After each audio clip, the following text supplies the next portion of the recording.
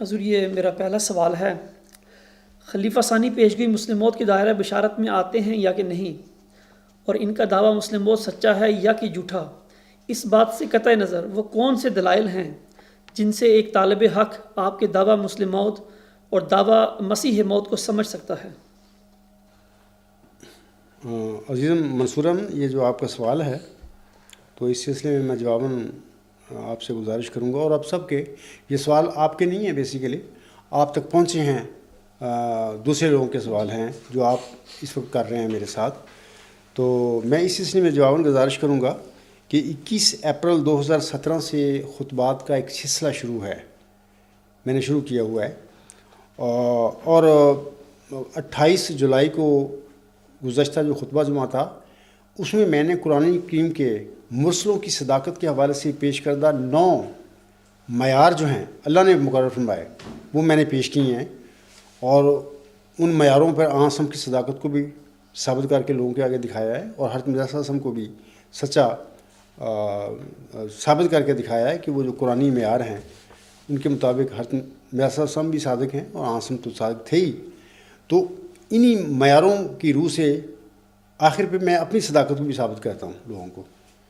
تو 28 جولائی کو 9 معیار میں نے پیش کیے تھے، تو اس دفعہ آج جو خطبہ جمع ہوا ہے اس میں نے 10واں معیار جو قرآن کریم کا ہے کہ ہر مرسل جو ہوتا ہے سچا، اس کو اللہ تعالیٰ کی طرف سے موازنہ کلام دیا جاتا ہے نشان کے طور پر. آج میں نے یہ قرآنی معیار جو ہے باقاعدہ میں نے اس جمعہ میں پڑھ کر سنایا ہے، اس کے متعلق خطبہ دیا ہے، اور اپنی صداقت کو بھی اسی حوالے سے ثابت کر کے دکھایا ہے کہ اسی طرح اللہ نے مجھے بھی ایک اعلیٰ انتہائی ہماگیر نظریہ بخشا، اور وہ بھی ایک اعجازی کلام ہے، ایک اعجازی نشان ہے. تو آج تک تقریباً 10واں معیار بیان کر چکا ہوں اپنی سچائی کے حوالے سے. تو یہ جو سوال کنندہ ہیں وہ کہتے ہیں کہ اپنا ایک چھوڑ 10 آپ یہ 10 خطبے سن لیں تو آپ کو 10 قرآن کریم کے پیش کردہ جو معیار ہیں وہ آپ کو نظر آئیں گے. ان کی روشنی میں نے اپنے آپ کو اپنے دعوے کی سچائی ثابت کی ہے. تو علاوہ اس کے میں آپ کو کہوں گا کہ یہ جو سوال کنندہ ہے وہ میرا ایک مضمون نمبر ہے 73، مئوز ذکی غلام مسیح الزماں کی صداقت. تو وہاں پر 15-16 میں نے اپنی سچائی کے جو معیار ہیں وہ میں نے درج کیے ہوئے ہیں، وہ پڑھ لیں، ان کو پڑھنا چاہیے. زیادہ طویل مضمون نہیں ہے، کوئی 32-33 صفحے کا مضمون ہے. تو پیشگوئی مسلم موت کی حقیقت پر بھی میں نے روشنی ڈالی ہوئی ہے. پھر بعد میں اپنے جو میری صداقت کا جو دلائل ہیں، نشانیاں ہیں، معیار ہیں، وہ بھی میں نے وہاں پر بیان کی ہیں. تو وہ پڑھیں انشاءاللہ تعالیٰ. ایک چھوڑ ان کو 15-16 معیار میرے تحریر میں سے مضمون سے وہ مل جائیں گے. آج میں نے وہ جو خطبہ جمعہ تھا اس میں 10واں جو معیار ہے اپنی صداقت کا وہ میں نے پیش کیا ہے. تو آج کا خطبہ اس لحاظ سے بہت اہم ہے کہ ان کو چاہیے کہ یہ سنیں، اور اس کے بعد پھر ان کو پتہ لگ چل جائے گا کہ میں کس طرح سچا ہوں، اور اللہ نے میری سچائی کی دلیل کے طور پر کس طرح مجھے ایک اعجازی نشان دیا ہے، اور ایک اعلیٰ انتہائی ہماگیر نظریے کی شکل میں.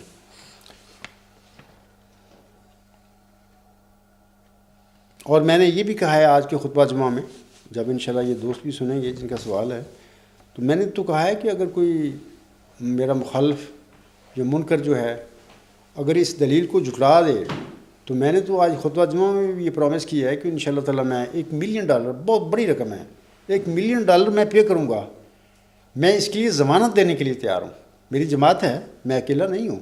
انشاءاللہ تعالیٰ ہم لکھ کے تحریر دیں گے کہ ہم یہ رقم ادا کر دیں گے، کیونکہ ہم جھوٹ کے پجاری نہیں ہیں، ہمارے جھوٹ سے کوئی دلچسپی نہیں ہے. اللہ نے ہمیں صدق دیا ہے، ہم تو سچائی کے پیروکار ہیں. لیکن مخالفین جو ہیں ہمارے، اگر وہ سمجھتے ہیں یہ دلیل غلط ہے تو ان کو چاہیے میدان میں آئیں، اس کو چیلنج کریں.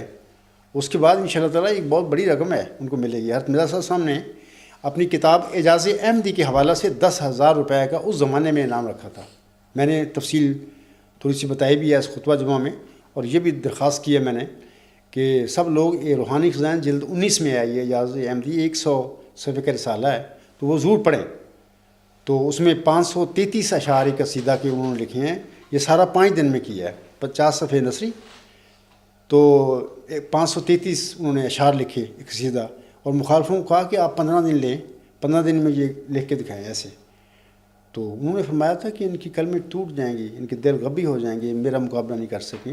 آج میں بھی یہی کہتا ہوں کہ دنیا کا کوئی بھی انسان قیامت تک یہ میرا سپریم الٹیمیٹ یونیورسل تھیوری جو ہے ورچوئس گاڈ چیلنج نہیں کر سکتا. یہ حقیقت ہے.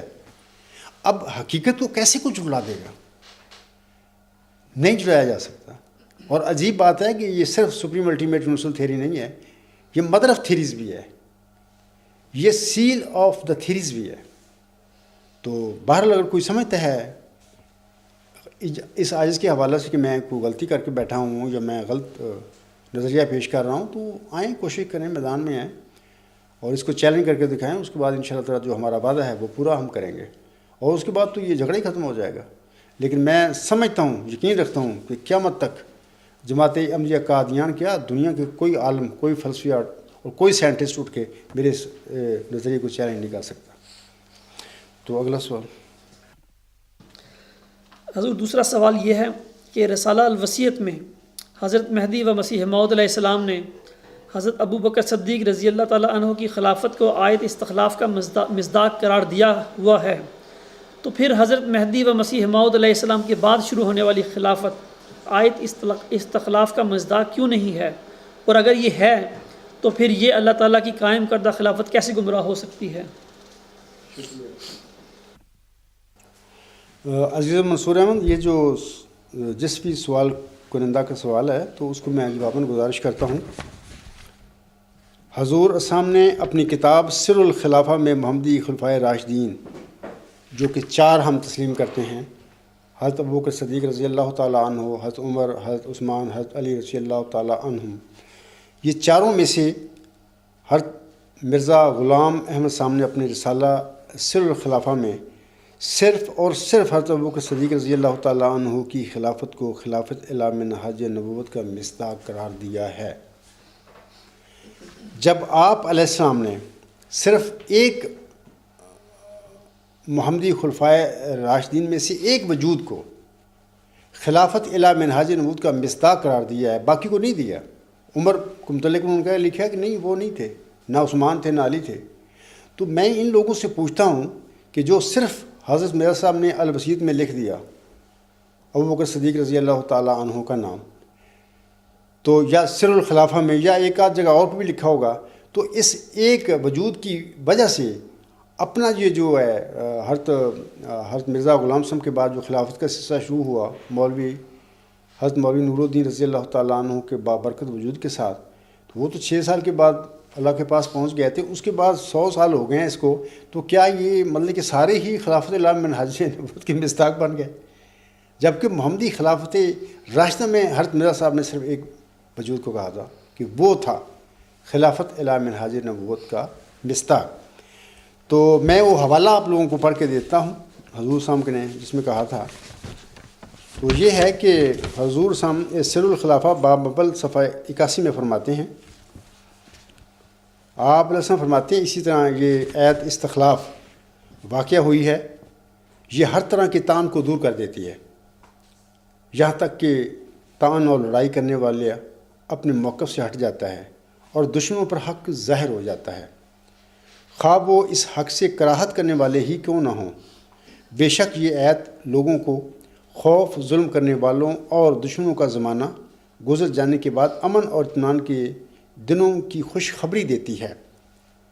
اس آیت کا مصداق، یہ حضور صلی اللہ علیہ وسلم کے الفاظ ہیں، یہ سنیے. حضور صلی اللہ علیہ وسلم فرماتے ہیں اس آیت کا مصداق سوائے حضرت ابوبکر صدیق رضی اللہ تعالیٰ عنہ کی خلافت کے کوئی اور نہیں ہے، جیسا کہ اہل تحقیق پر مخفی نہیں ہے. اب وہ تو ایک وجود جو محمدی ایک مثالی وجود تھے، چاروں مثالی تھے، ان میں سے بھی ایک وجود کو حضرت مرزا صلی اللہ علیہ وسلم خلافت اعلی منہاج نبوت کی مصداق قرار دیتے ہیں، اس کی خلافت کو، باقی 3 کو نہیں دیتے. تو یہ مطلب ہماری جماعت کے کیسے لوگ ہیں یار کہ خلیفہ المسیح اول رضی اللہ تعالیٰ عنہ کی وفات کے بعد آج 100 سال ہو گیا 1914 سے آج تک، تو یہ ساروں کو کہتے ہیں کہ یہ ساری خلافت اعلی منہاج نبوت ہیں. کچھ ظلم آپ جو کر رہے ہیں اس کی حد دیکھیں، کیا کر رہے ہیں آپ لوگ. تو علاوہ اس کے میں آپ لوگوں کو بتاتا ہوں کہ حضور صاحب نے یہ تحفہ گولربیہ میں بھی کچھ کہا ہے، تو وہ میں بھی آپ لوگوں کو پڑھ کر سنا دیتا ہوں۔ حضور صاحب فرماتے ہیں صفحہ 184 پہ، حضرت ابوبکر صدیق حضرت یشوع بن نون کے ساتھ ایک اور عجیب مناسبت یہ ہے، یعنی حضرت ابوبکر صدیق رضی اللہ تعالیٰ عنہ کی، کہ حضرت موسیٰ کی اطلاع سب سے پہلے حضرت یوشع کو ہوئی، اور خدا نے بلا توقف ان کے دل میں وحی نازل کی، جو موسیٰ مر گیا تاکہ یہود حضرت موسیٰ کی موت کے بارے میں کسی غلطی یا اختلاف میں نہ پڑ جائیں۔ یعنی پہلی جو اطلاع ہے موسیٰ علیہ السلام کے وفات کی، حضرت یوشع بن نون جو تھا ان کو ہوئی، اللہ نے الہاماً بتا دیا ان کو۔ اگلا حوالہ جو ہے یہ بھی تحفہ گولربیہ کا ہے، 186 صفحہ ہے۔ حضور صاحب فرماتے ہیں، مگر چونکہ خدا کا یہ قانون قدرت ہے کہ جب خدا کے رسول کا کوئی خلیفہ اس کی موت کے بعد مقرر ہوتا ہے تو شجاعت اور ہمت اور استقلال اور فراست اور دلی قوی ہونے کی روح اس میں پھونکی جاتی ہے، جیسا کہ یشوع کی کتاب باب اول آیت 6 میں حضرت یشوع کو اللہ تعالیٰ فرماتا ہے کہ مضبوط ہو اور دلاوری کر، یعنی موسیٰ تو مر گیا، اب تو مضبوط ہو جا۔ یہی قضاء و قدر کے رنگ میں، ناشرعی رنگ میں حضرت ابوبکر کے دل پر بھی نازل ہوا تھا۔ تناسب اور تشابہ واقعہ سے معلوم ہوتا ہے کہ گویا ابوبکر بن قحافہ اور یشوع بن نون ایک ہی شخص ہے۔ استخلافی مماثلت نے اس جگہ کس کر اپنی مشابہت دکھلائی ہے۔ یہ تو میں نے 2 حوالے حضور صاحب کے آپ لوگوں کو آگے پڑھ کر سنائے ہیں، تو میں مزید کچھ بتانا چاہتا ہوں کہ یہ جو کہتے ہیں نا کہ ابوبکر صدیق رضی اللہ تعالیٰ عنہ کو حضور صاحب نے آیت استخلاف کا مصداق قرار دیا تھا، تو یہ تو واضح ہو گیا نا کہ حضور صاحب نے تو صرف ایک وجود کو کیا تھا، باقی 3 خلفائے راشدین کو بھی نہیں انہوں نے کہا کہ جو آیت استخلاف کے مصداق تھے۔ میں کچھ اور باتیں بتانا چاہتا ہوں کہ دیکھیں حضرت عبد الرحمن بن سہل رضی اللہ تعالیٰ عنہ سے ایک حدیث مروی ہے، یہ جماعت احمدیہ کے لٹریچر میں جگہ جگہ لکھی ہوئی ہے۔ حضور صلی اللہ علیہ وسلم فرماتے ہیں کہ ہر نبوت کے بعد خلافت ہوتی ہے اور ہر خلافت کے بعد ملوکیت ہوتی ہے۔ اب خود آنسم فرما رہے ہیں کہ ہر خلافت کے بعد ضرور ملوکیت آ جاتی ہے۔ آنسم کے بعد جو خلافت شروع ہوئی اس کے بعد بھی ملوکیت آئی، 30 سال کا زمانہ تھا، اس کے بعد ملوکیت آ گئی۔ تو آگے یہ کہنا کہ جی یہ ساری خلافت جو حضرت مرزا صلی اللہ علیہ وسلم کے بعد اب تک شروع ہے، جی ساری خلافت الا منہاج نبوت کی مصداق ہے، یہ درست نہیں ہے۔ حضرت وسلم کا فرمانا یقیناً سچ ہے کہ ہر نبوت کے بعد یقینی طور پر خلافت کا سلسلہ شروع ہوتا ہے، لیکن جتنی مدت وہ اس کو ضروری ہوتا ہے خلافت کا رہنا، اللہ کو علم ہوتا ہے، وہ اتنی رہتی ہے، اور اس کے بعد پھر اس کی دنیا کے لوگ ہی صف لپیٹ دیتے ہیں اور خلافت کے نام پہ اپنے کام، اپنی حکومتیں، اپنی ملوکیتیں شروع کر دیتے ہیں اور کہتے ہیں ہم خلیفے ہیں، جبکہ خلافت تو ختم ہو جاتی ہے۔ علاوہ اس کے میں آپ لوگوں کو بتانا چاہتا ہوں کہ جناب مرزا بشیر الدین محمود، جناب مرزا بشیر احمد المعروف بے قمر الانبیاء، حضور صاحب کے دوسرے فرزند جو ہیں حضرت اماں جان رضی اللہ تعالیٰ عنہ کے وجود سے، انہوں نے ایک مضمون لکھا تھا اسلامی خلافت کا صحیح نظریہ۔ تو اس میں ایک عنوان انہوں نے رکھا ہے کہ کیا خلافت کا نظام دائمی ہے؟ تو اس سلسلے میں وہ اسی رسالہ کے صفحہ 30 اور 31 پر فرماتے ہیں، وہ کہتے ہیں یاد رکھنا چاہیے کہ گو خلافت کا حکم دائمی ہے، یعنی جب بھی کوئی نبی مبعوث ہوگا تو اس کے بعد لازم خلافت آئے گی۔ آگے وہ لکھتے ہیں مگر خلافت کا سلسلہ دائمی نہیں ہے۔ یہ ان کے الفاظ ہیں، حضرت حضور صلی کے بیٹا تھے، یعنی یہ ضروری نہیں ہے کہ ایک نبی کے بعد اس کا خلفاء کا سلسلہ ہمیشہ متصل صورت میں قائم رہے، بلکہ خلافت کا زمانہ حالات اور ضرورت پر موقوف ہے۔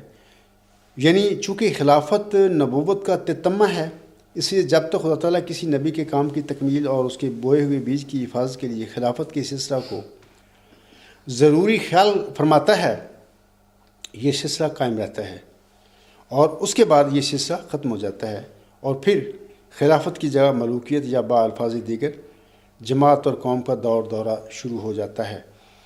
تو یہ جو مرزا بشیر احمد صاحب ہیں، یہ جو سوال کنندہ کا جو سوال ہے اس کو تو وہی اس کو ختم کر دیتے ہیں کہ یہ خلافت تو رہتی نہیں، وہ تو ملوکی میں بدل جاتی ہے۔ ایک نارمل خلافت راشدہ کی بات ہو رہی ہے۔ خلافت الی منہاج نبوت جو ہے اس کا تو معاملہ کچھ اور ہے، تو میں آگے جا کر اس کی تفصیل کچھ بتاؤں گا۔ ایک اور حوالہ میں پیش کرتا ہوں اسی حوالہ سے کہ بشیر احمد صاحب بھی فرماتے ہیں اپنے اسی رسالہ میں، تو یہ صفحات ہیں 32 اس کے رسالہ کے، وہ لکھتے ہیں پس حقیقت یہی ہے، اور یہ ایک لطیف نقطہ ہے جو یاد رکھنا چاہیے، کسی نبی کے بعد خلافت متصلہ کا سلسلہ دائمی طور پر نہیں چلتا، بلکہ صرف اس وقت تک چلتا ہے جب تک کہ خدا تعالیٰ نبوت کے کام کی تکمیل کے لیے ضروری خیال فرمائے، اور اس کے بعد ملوکیت کا دور آ جاتا ہے۔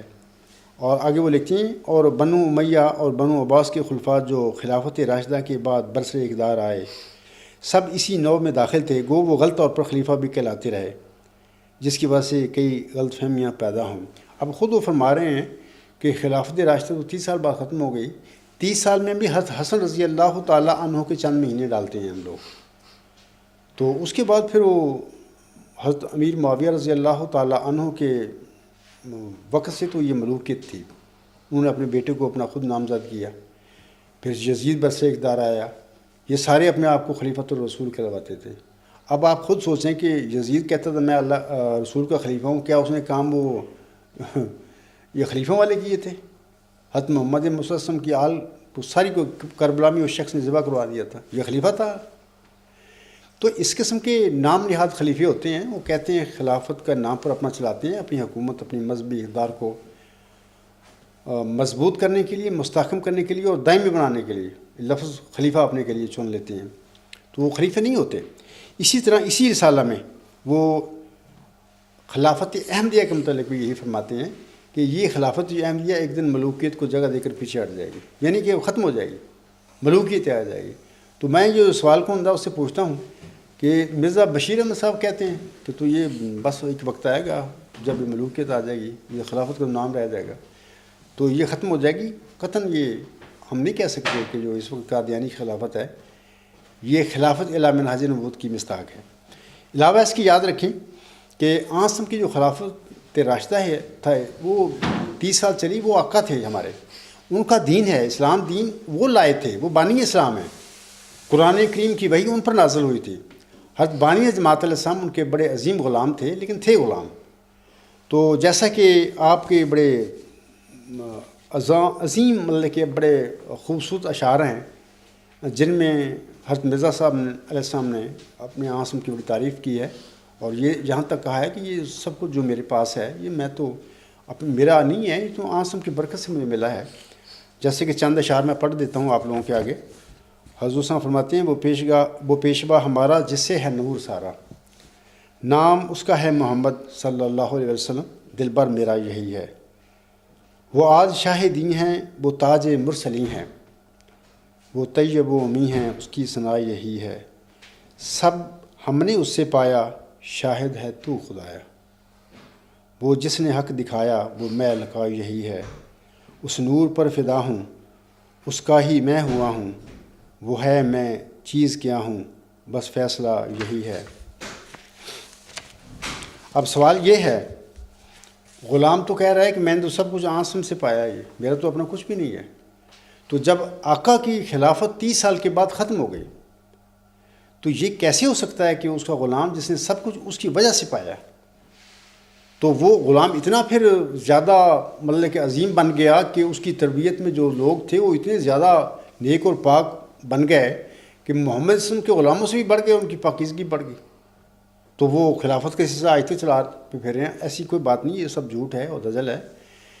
خلافت کا جو سلسلہ ہے رشد و ہدایت پر مبنی خلافت کا رشتہ جماعتی احمدیہ میں 1914 میں یہ ختم کر دیا گیا، وہ ختم ہو گیا تھا۔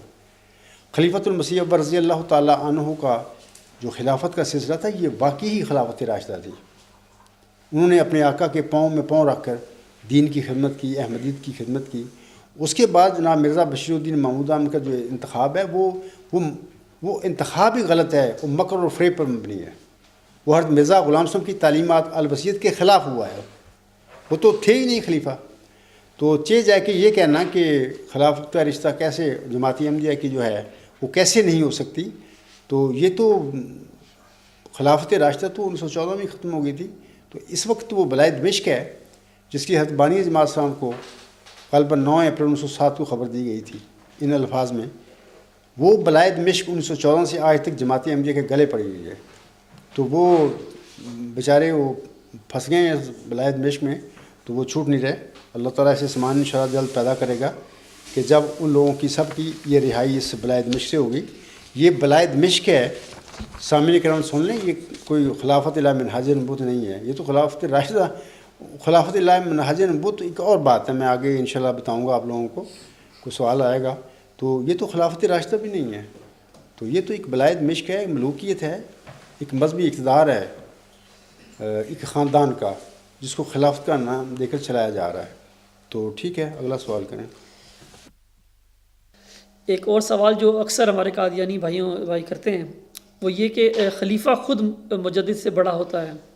ہر خلیفہ مجدد بھی ہوتا ہے جبکہ ہر مجدد خلیفہ نہیں ہوتا. خلافت راشدہ کے ہوتے ہوئے مجدد نہیں آ سکتا کیونکہ اس طرح تو امت کی وحدت پارا پارا ہو جاتی ہے. اس بارے میں آپ کیا کہتے ہیں؟ عزیز منصور احمد صاحب، یہ جو آپ نے سوال کی ہے اس کی سلسلے میں جواباً گزارش ہے. ہر مجدد بھی ہوتا ہے اور خلیفہ بھی ہوتا ہے. ہر خلیفہ راشد کی میں بات کر رہا ہوں، ہر خلیفہ راشد صرف خلیفہ راشد ہی ہوتا ہے، مجدد نہیں ہوتا. لیکن ہر نام نہاد خلیفہ بھی نہیں ہوتا. جائے کہ ہم یہ کہیں کہ وہ خلافت الی منہاج نبوت کا مصداق ہے یا وہ مجدد ہے، یہ تو ہو ہی نہیں سکتا نا. وہ تو خلیفہ بھی نہیں ہوتا، وہ تو نام نہاد خلیفہ ہوتا ہے. خلفائے راشدین جو ہوتے ہیں وہی مجدد نہیں ہوتے، وہ صرف خلفائے راشدین ہوتے ہیں. مجدد جو ہوتا ہے وہ تو اللہ تعالیٰ اس کو اپوائنٹ کرتا ہے. خلافت الی منہاج نبوت کے مصداق یہ لوگ ہوتے ہیں مجددین جو ہیں، اللہ ان کو نبوت کی طرح کھڑا کرتا ہے. جیسے نبی کو اللہ تعالیٰ الہام کرتا ہے، اس پر وحی نازل کرتا ہے تو اس کے ساتھ وہ کھڑا کر دیتا ہے اپنا ایک مشن دے کر. ایسے جو مجددین ہوتے ہیں یہ اسی طرح اللہ تعالیٰ ان کو کھڑا کرتا ہے. تو یہی لوگ جو ہوتے ہیں خلافت الی منہاج نبوت کے مصداق ہوتے ہیں.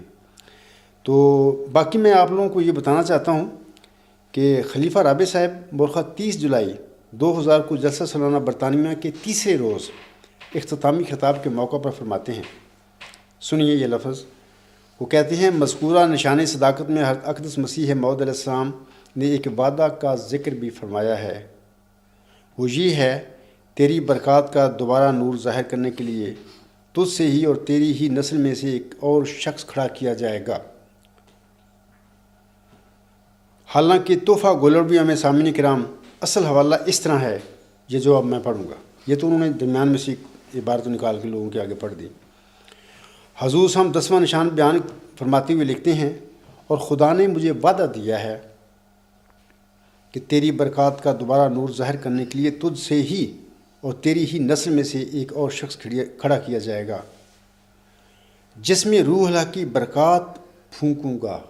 یہ اللہ حضرت مرزا صاحب کے الفاظ ہیں کہ جس میں روح اللہ کی برکات پھونکوں گا، وہ پاک باطن اور خدا سے نہایت پاک تعلق رکھنے والا ہوگا.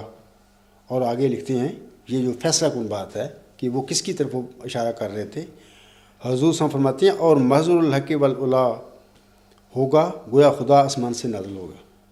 اچھا، یہ جو بات جو ہے مرزا طاہر صاحب جو 30 جولائی 2000 کے جلسہ سالانہ کے موقع پر وہ جو اسٹیٹمنٹ دے کے حضور صاحب کی وہ بات کر رہے تھے، یہ تو دراصل تحفہ گولربیہ میں حضور صاحب نے اسی نشان رحمت کی بات کی ہے، جس کی چلہ ہوشیارپور میں اللہ تعالیٰ نے بطور نشان رحمت بطور ذکی غلام بشارت بخشی تھی. اسی کے متعلق یہ ساری باتیں تھیں، مظہر الاول والآخر مسرور الحق والعلا کان اللہ نزل من السماء. سامعین کرام، حضور صاحب نے یہ جو 10واں جو نشان بیان فرمایا ابھی جو میں نے تحریر پڑھی ہے ان کی، یہ اسی موعود ذکی غلام مسیح الزماں کی 12 میں ہے، جس کو آپ علیہ السلام نے مسلم موعود قرار دیا تھا. خلیفہ رابع صاحب کو میرے خطوط اور میری کتاب غلام مسیح الزماں سے قطعی طور پر علم ہو گیا تھا کہ میرا باپ مسلم موعود نہیں، اور اس کا دعویٰ مسلم موعود قطعی طور پر غلط تھا. اب جماعتی احمدیہ میں جس احمدی کو اللہ تعالیٰ نے اپنا نشان رحمت یعنی مود ذکی غلام یا مود مسلم بنایا تھا، وہ تو اپنے دعویٰ کے ساتھ خلیفہ رابع صاحب کے آگے کھڑا ہوا تھا، وہ اس کے سچے دعویٰ کی طرف توجہ کرنے کے لیے تیار نہیں تھے، بلکہ تھوڑے سے مکر کے ساتھ افراد جماعت سے اسی پیشگوئی مسلم موعود کا مصداق بننے کے لیے اپنے لیے دعائیں کروانی شروع کر دی انہوں نے۔ جیسا کہ وہ بعد ازاں کہتی ہیں، میری آزانہ درخواست یہ ہے کہ میرے لیے دعا کریں، خدا مجھے ہی وہ مبارک وجود بنا دے جو حضرت مسیح موعود علیہ السلام کی نسل سے ہے، اور فرمایا یہ وعدہ ہے کہ تیری نسل سے ایک شخص کھڑا کیا جائے گا۔ اس دعا نے مجھے بہت دردناک کر دیا ہے، اور میں اسی درد کے ساتھ آپ سے التجا کرتا ہوں کہ میرے لیے دعا کریں۔ یہ الفضل انٹرنیشنل صفحہ نمبر 10 ہے، 6 اکتوبر تا 12 اکتوبر 2000۔ یہاں پر میرا سوال ہے سوال کنندہ سے کہ اگر خلیفہ مجدد سے بڑا ہوتا ہے، جیسا کہ سوال میں انہوں نے کہا ہے، تو مرزا طاہر صاحب اس مود ذکی غلام یا مسلم موعود کی پیشگوئی کا مصداق بننے کے لیے رو رو کر دعائیں کیوں کرواتے رہے؟ خلیفہ تو پہلے ہی تھے، وہ اس کے لیے کیوں دعائیں کروا رہے تھے کہ میرے لیے دعائیں کرے اور درد کے ساتھ کرے کہ اللہ مجھے اس پیشگوئی کا مصداق بنا دے؟ اس کا مطلب یہ ہے کہ جیسے کہ میں نے ابھی بتایا ہے کہ خلیفہ راشد بھی خلیفہ راشد ہوتا ہے، وہ مجدد نہیں ہوتا۔ مجدد وہ ہوتا ہے جس کو خدا کھڑا کرتا ہے۔ تو یہ جو نام نہاد خلفاء ہوتے ملوک ہیں، لیکن اپنے آپ کو خلیفہ کہلواتے ہیں، جیسے کہ انبی خلفاء تھے، وہ ملوک تھے، عباسی خلفاء ملوک تھے، لیکن اپنے آپ کو وہ کہتے تھے کہ ہم خلفاء ہیں۔ تو یہ جو اس قسم کے نام نہاد خلیفے ہوتے ہیں، یہ تو خلیفے بھی نہیں ہوتے، مجدد ہونا تو بعد کی بات ہے۔ تو دیکھیں یہ صاف ظاہر ہے کہ مرزا طاہر احمد صاحب خلیفہ تھے۔ اگر وہ خلیفہ کے حوالے سے وہ سمجھتے تھے کہ خلیفہ بڑا ہوتا ہے، مجدد سے بڑا ہوتا ہے، تو وہ مجدد ہے۔ ذکی غلام جو ہے، نشان رحمت جو ہے، وہ آئندہ صدی کا مجدد ہے، وہ 15ویں صدی ہجری کا۔ تو اس کے لیے وہ دعائیں رو رو کے کہتے ہیں لوگوں کو میرے لیے دعائیں کریں کہ اللہ مجھے بنا دے۔ دوسری بات یہ ہے کہ یہ دیکھیں کہ کتنی یہ سیلفش لوگ تھے۔ باپ نے دعویٰ کیا تو وہ ایک لمبا عرصہ تک، یعنی مطلب کہ 2000 تک کی ہم کہہ لیتے ہیں، 2000 تک 1944 سے لے کے 2000 تک وہ یوم مسلم موعود منائے جاتے رہے، جھوٹ پہ ہی۔ اچھا 2000 کو جب اس کو تسلی ہوگی کہ عبدالغفار جنبہ جو باتیں کر رہا ہے وہ تو میرا تو والد نہیں ہے، وہ تو پھر ایک ایسا بندہ جو خدا کے نام پر ایک دعویٰ اس کو پیش کر رہا ہے اور ثبوت دے رہا ہے اپنی سچائی کا کہ دیکھو اللہ تعالیٰ نے مجھے ثبوت دیا ہے، میں اس پیشگوئی کا مصداق ہوں اور اللہ نے مجھے بنایا ہے، اس کی طرف توجہ کرنے کے لیے تیار نہیں، اور بلکہ بار بار اس پر زور دیتا ہے کہ تیری نسل سے ہوگا، تیری نسل سے ہوگا۔ ان کے اندر یہ تھا نقطہ کہ جی نسل سے ہے، جنبہ صاحب تو نسل سے نہیں ہے۔ میں چیلنج کرتا ہوں آج اس مجلس سے سوال جواب کی محفل میں کہ کوئی قادیانی خلیفہ، کوئی قادیانی مولوی میرے کے ثابت کر دے اس بات کی کہ اللہ تعالیٰ نے ذکی غلام کے حوالہ سے مرزا غلام صاحب سے یہ وعدہ کیا تھا کہ وہ ذکی غلام تیرے ہی تخم سے اور تیری ذریت نسل ہوگا، میں منہ مانگا انعام آپ لوگ کو دوں گا۔ یاد رکھیں کہ یہ وعدہ لڑکا کے حوالے سے اللہ نے کیا تھا مرزا صاحب سے کہ وہ لڑکا تیری ہی تخم سے اور تیری ہی ذریت نسل ہوگا۔ تو اللہ نے لڑکا دیا اس کو، پھر فوت کر لیا اس کو۔ تو مسئلہ یہ ہے کہ ذکی غلام کے متعلق تو اللہ تعالیٰ نے وعدہ ہی نہیں کیا مرزا صاحب سے، اور ذکی غلام ہی مسلم موعود ہے اور وہی مجدد ہے، موعود مجدد ہے آئندہ صدی کا۔ تو یہ مرزا طاہر کا لوگوں کے آگے کہنا بار بار کہ جی تیری نسل سے، تیری نسل سے تو وعدہ ہی نہیں ہے، یہ تو اپنے پاس سے آپ بنا کے بیٹھے ہوئے ہیں۔ عام احمدی کو پتہ نہیں ان باتوں کا، ان کا تو مطالعہ ہی نہیں ہے۔ تو یہ ایک صدی ہو گئی ہے لوگوں کو جھوٹ بولتے ہوئے، جھوٹ پر جھوٹ بولتے جا رہے ہیں، لیکن عام احمدی بیچارے سادہ وہ کہتے ہیں حضور ٹھیک ہی فرما رہے ہوں گے نا، حالانکہ حضور ٹھیک نہیں فرما رہے تھے بلکہ قطعی طور پہ ایک جھوٹ بیان کر رہے تھے۔ اور یہ ایسے لوگ تھے کہ ان کو ڈر نہیں آیا کہ ہم لوگ اب جائیں گے اللہ کے پاس تو ہمارا بنے گا کیا، پے در پے جھوٹ بولتے جا رہے تھے۔ میں پھر کہتا ہوں اس سوال جواب کی محفل میں کہ اگر کوئی قادیانی خلیفہ یا کوئی جالا یا کوئی مولوی سمجھتا ہے کہ ذکی غلام کے حوالہ سے، مسلم موعود کے حوالہ سے اللہ تعالیٰ نے مرزا صاحب سے یہ وعدہ کیا تھا کہ وہ ذکی غلام تیرے ہی تخم سے اور تیری ہی ذریت نسل ہوگا، آپ یہ ثابت کر کے دکھا دیں مرزا صاحب علیہ السلام کے الہامات میں، تو میں آپ لوگوں کو منہ مانگا انعام دوں گا۔ اگر یہ آپ ثابت نہیں کر دے تو ڈریں اس عذاب سے اللہ کے سے، جس کی پکڑ میں آپ آ چکے ہیں اور آپ بیٹھے ہوئے ہیں۔ تو استغفار کیا کریں، اللہ سے معافی مانگیں تو اللہ تعالیٰ آپ پر رحم کرے گا اور چھوڑ دے گا۔ تو علاوہ اس کے میں ایک اور بات بتانا چاہتا ہوں اسی حوالہ سے، کہ یہ جو مجدد ہوتے ہیں نا، جس کے بارے میں وہ سوال عمدہ کے اندر ہر خلیفہ مجدد ہوتا ہے یا مجدد سے ہی بڑا ہوتا ہے، نہیں، ایسی کوئی بات نہیں ہے۔ آپ سنیے روحانی خزائن جلد 6 صفحہ 353 پر حضور صاحب لکھتے ہیں الفاظ، کچھ شہادت القرآن کتاب سے ہے ان کا۔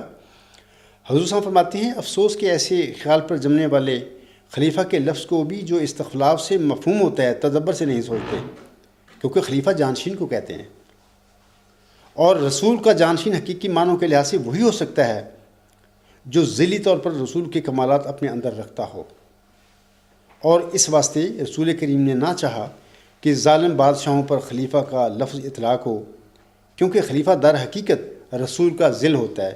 اور دیکھیے امت محمدیہ کی بدقسمتی تھی کہ یہ جو خلافت راشدہ تو ختم ہو گئی 30 سال کے بعد، وہاں پر یہ اموی آ گئے، 100 سال انہوں نے یہ خلافت کے لفظ کو اپنے اوپر لگائے رکھا جھوٹے طور پر کہ ہم خلیفۃ الرسول ہیں یا خلیفے ہیں۔ اچھا، ان کے بعد 300-400 سال عباسی استعمال کرتے ہیں اس لفظ کو۔ یہ کتنا مطلب ظلم اسلام پر کیا ہے ان لوگوں نے۔ ابھی میں نے بشیر احمد کا حوالہ آپ لوگوں کو پڑھ کر سنایا ہے کہ یہ لوگ ملوک تھے، انہوں نے جھوٹے طور پر یہ لفظ استعمال کیا۔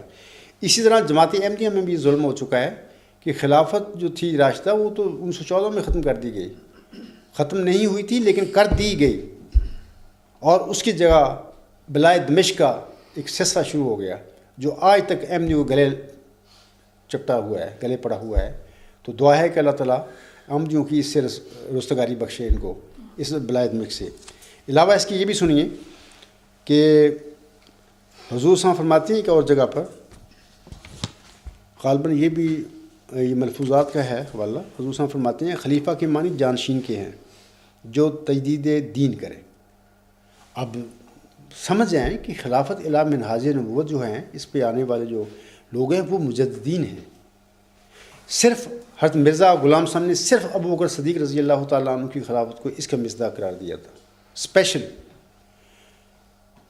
ابو بکر صدیق رضی اللہ تعالیٰ عنہ کے علاوہ باقی جو خلفائے راشدین تھے وہ بھی اس کے مصداق نہیں تھے۔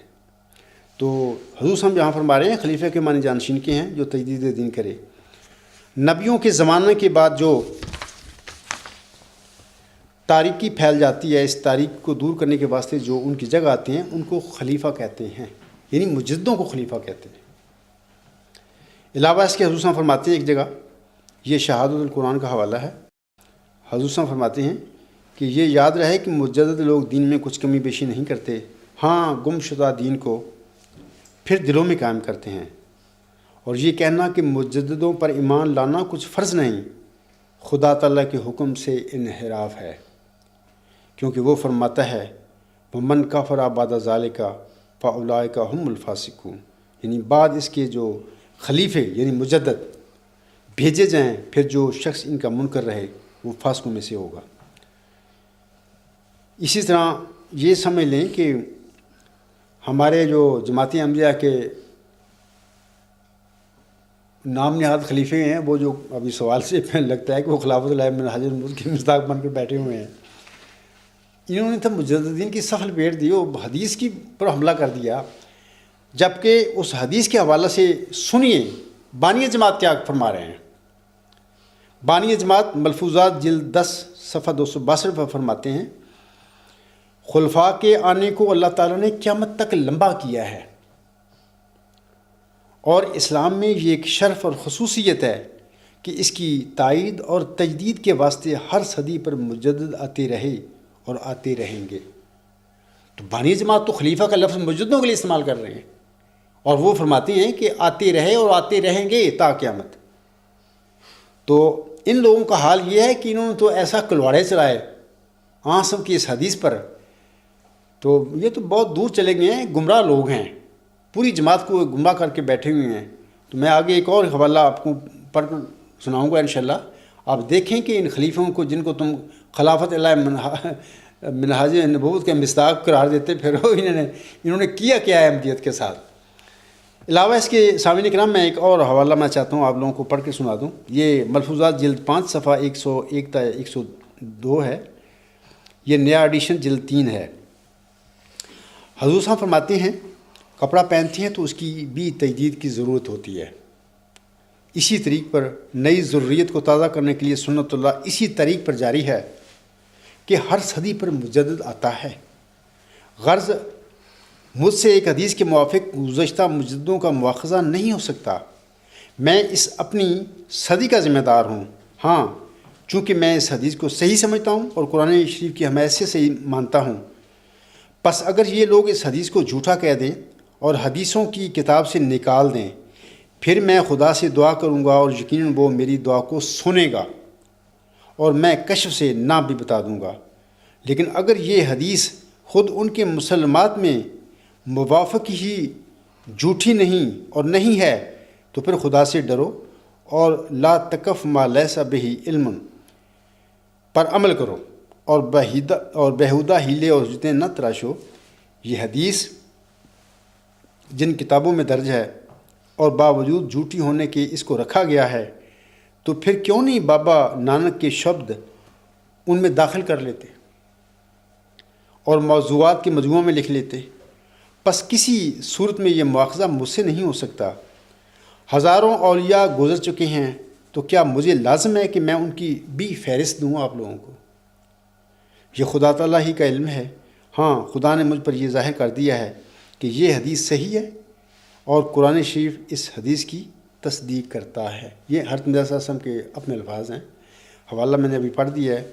تو آپ آگے دیکھیں کہ حضرت مرزا صلی اللہ علیہ وسلم آئینہ کمالت اسلام روحانی خزائن 5 صفحہ 2 پر ان کی ایک نظم فارسی میں وہاں پر نقل ہے.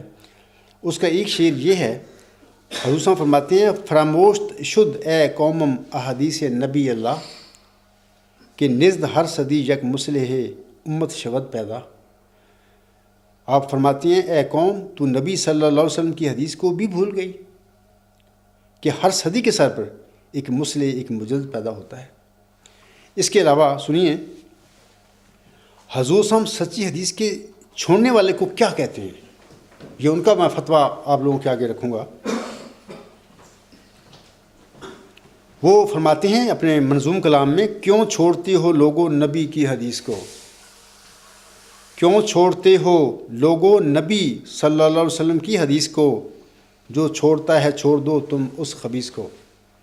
یعنی حدیث کو چھوڑنے والے کو حضور صاحب خبیث کہتے ہیں.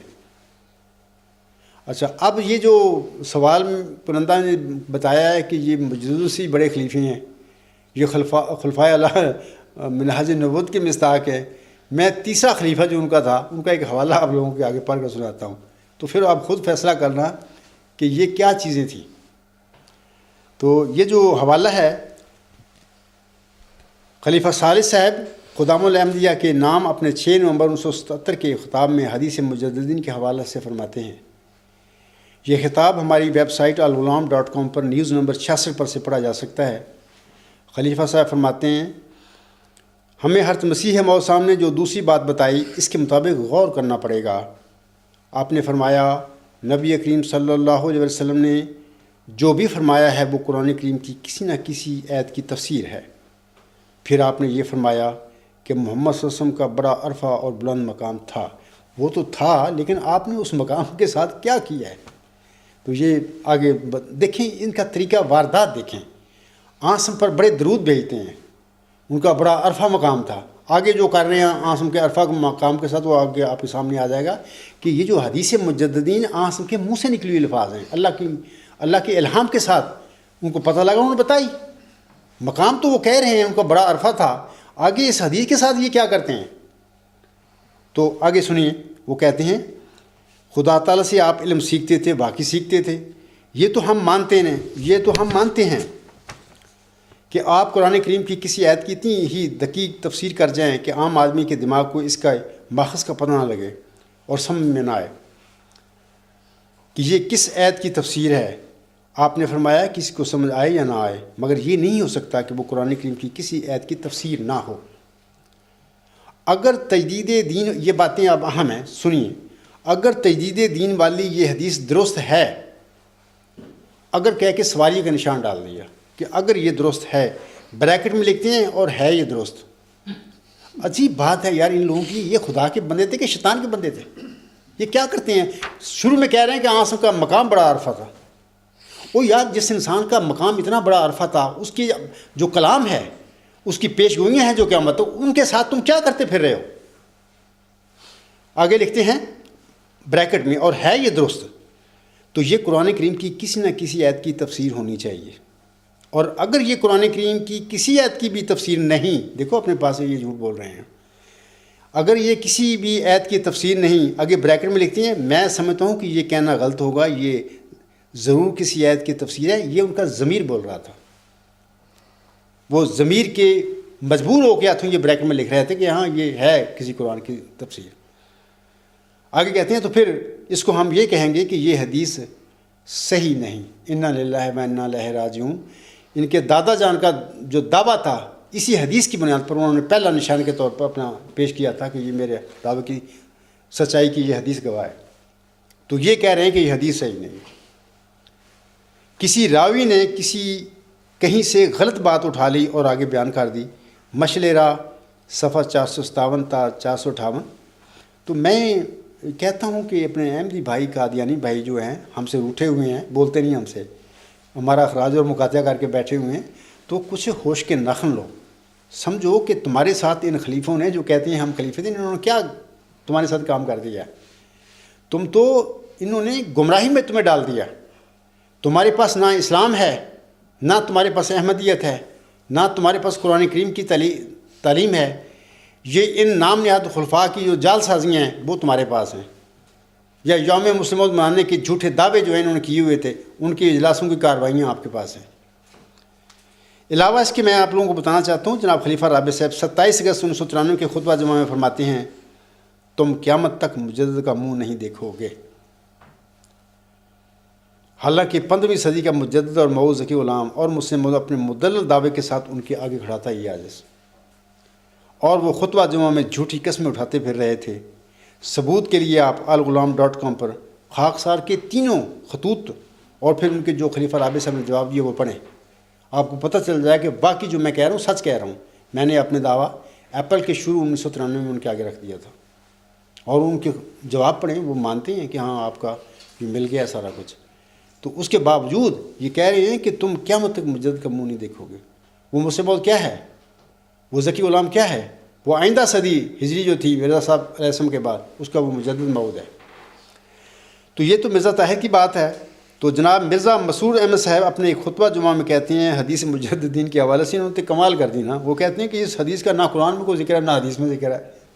تو یہ انا للہ و انا الیہ راجعون. میں احمد کسو کہتا ہوں کہ یار جن لوگوں کو تم خلیفے بنا کے بیٹھے ہوئے، بلکہ یہ کہتے ہو کہ مجددوں سے بھی بڑے ہیں، بلکہ ایون خلافت الہی منہاج نبوت کا مصداق تم نے ان کو بنا دیا ہے.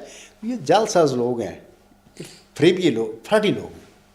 انہوں نے مرزا صاحب السلام کی جو احمدیت کی تھی، اسلام جو تھا، ان کو بیچا اپنی دنیاوی مفادات کے بدلے میں، اور لوگوں کے ایمان کا ستیہ ناش کر دیا. تو میں سمجھتا ہوں کہ یہ جو صاحب ہیں جنہوں نے یہ سوال کیا تھا، سوال ان کا یہ تھا کہ خلیفہ خود مجدد سے بڑا ہوتا ہے، ہر خلیفہ مجدد بھی ہوتا ہے. تو ان کو اپنے اس سوال کا پتہ لگ گیا ہوگا کہ اس سوال کی اہمیت ہماری کیا ہے. یہ سب فریب اور دجل ہیں، آپ لوگوں نے مولویوں سے سیکھے ہوئے، یا ان خلیفوں نے جھوٹ بولے ہیں آپ لوگوں کے پاس سے. تو قطعاً کوئی جو یہ آپ کے خلیفے ہیں، یہ تو خلیفے بھی نہیں ہیں. مجدد ہونا تو بڑی بات کی بات ہے. مجدد تو وہ ہوتا ہے جس کو لوگ نہیں منتخب کرتے. اللہ تعالیٰ اس کے دل میں، اس کے اندر روح القدس نازل کرتا ہے، وحی کرتا ہے اس کو، تو وہ کھڑا ہوتا ہے. ساری دنیا اس کی مخالفت میں کھڑی ہو جاتی ہے اس بندے کی. کیا آپ کے جو خلیفے جو بنے پھرتے ہیں، ان کو کیا ان کا بھی کس نے مخالفت کی ہے آپ کی جماعت میں؟ یہ کیسے مجدد ہو سکتے ہیں؟ یہ کیسے خلفائے الہ منہاج نبوت کا جو قرآنی آیت ہے یا جو وعدہ ہے عاصم کا، اس کے مصداق یہ کیسے لوگ ہو سکتے ہیں؟ کیونکہ جس کو اللہ تعالیٰ کھڑا کرتا ہے اس کو دنیا نہیں قبول کرتی، اور جو لوگوں کا اپنا بنایا ہوا ہوتا ہے لوگ ان کو بخوشی قبول کرتے ہیں، کیونکہ لوگوں کے اپنے دنیاوی مفادات اس کے ساتھ ہوتے ہیں. لیکن جو اللہ نامینیٹ کرتا ہے، وہ اکیلا ہوتا ہے بیچارہ تو اس کو کوئی مانتا ہی نہیں، اس کو توجہ ہی نہیں کرتا، اس کے ساتھ دنیا کے مفاد نہیں ہوتے، بلکہ مار پڑتی ہے اس کے ساتھ، جو اس کے ساتھ ملتا ہے اس کے ساتھ بھی وہی سلوک ہونا شروع ہوتا ہے جو اس کے ساتھ ہوتا ہے، وہی اخراج مقاطعہ ساری سزائیں۔ تو اللہ تعالیٰ آپ لوگوں کو سمجھ دے۔ یہ جو سوال کنندہ تھا تو منصور صاحب نے تو اس کے سوال میرے آگے پیش کیے ہیں، تو میں نے ان کا جواب دے دیا ہے۔ میں دعا گو ہوں کہ اللہ تعالیٰ ان کو فہم اور فراست بخشے اور حقیقت کو قبول کرنے کی اور سمجھنے کی توفیق دے۔ وآخر دعوانا الحمد للہ رب العالمین۔